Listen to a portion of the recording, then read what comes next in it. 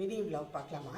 இன்றைக்கி இந்த மினி விலாகில் நம்ம பார்க்க போகிறதுனா பழங்காலத்து பாத்திரங்கள். எங்கிட்ட இருக்கிற பழங்காலத்து பாத்திரம் உங்களோட ஏதோ கொஞ்சம் நான் ஷேர் பண்ணிக்கிறேன். வாங்க பார்க்கலாம்.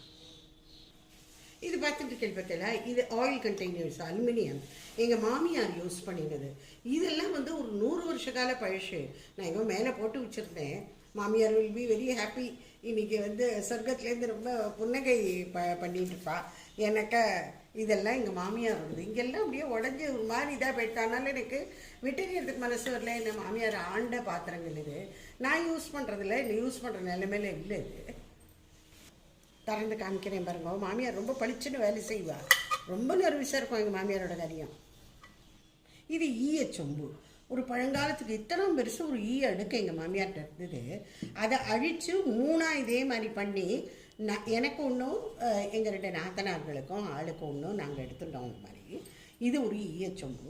இது வந்து என்ன ஒரு 7-8 பேர் தாராளமாக இல்லை ரசம் வைக்கலாம். அதனால் நாங்கள் 2 பேர் தானே இருக்கோம். அதனால் இந்த ஈயச்சொம்பு ரசம் எங்களுக்கு வைக்க முடியறதில்ல. அதனால் உள்ளே தான் போட்டிருந்தேன். இது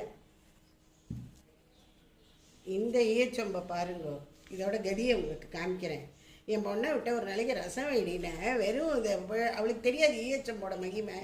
அவள் வந்து கேஸ் மேலே அப்படியே வச்சு விட்டு இந்த பக்கம் அப்படி திருப்பி பார்க்கறதுக்குள்ளே உருகி போயிடுது. அப்படியே இந்த மினியன்னு சொல்லுவாளே அந்த ஷேப்பில் அவள் கொண்டு வந்திருக்கா.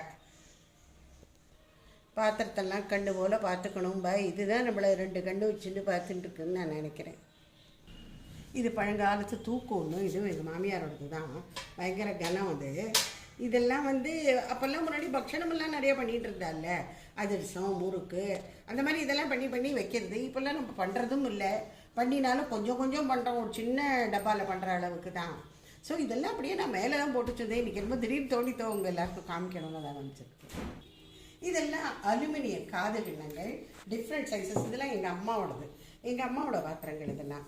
இது பாருங்க 3 பாத்திரம்.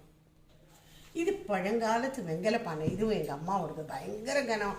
இப்போ தான் கொஞ்ச நாளைக்கு முன்னாடி எங்கள் அண்ணாவும் மண்ணியும் கொண்டு வந்து இந்த கார்த்திகை சங்கராந்தி போது கொண்டு வந்து கொடுத்துட்டு போனேன். அம்மாவோட இதுவாக நீ வச்சுக்கணும். நிறைய பாத்திரங்கள் எங்கள் அம்மாவோடது இருக்குது. இருந்தாலும் அவளுக்கு தோணித்து இந்த வெங்கல பானை அம்மாவோடது வச்சுக்கோ நீ அப்படின்னு கொண்டு வந்து கொடுத்துட்டு போனால் 2 பேரும்.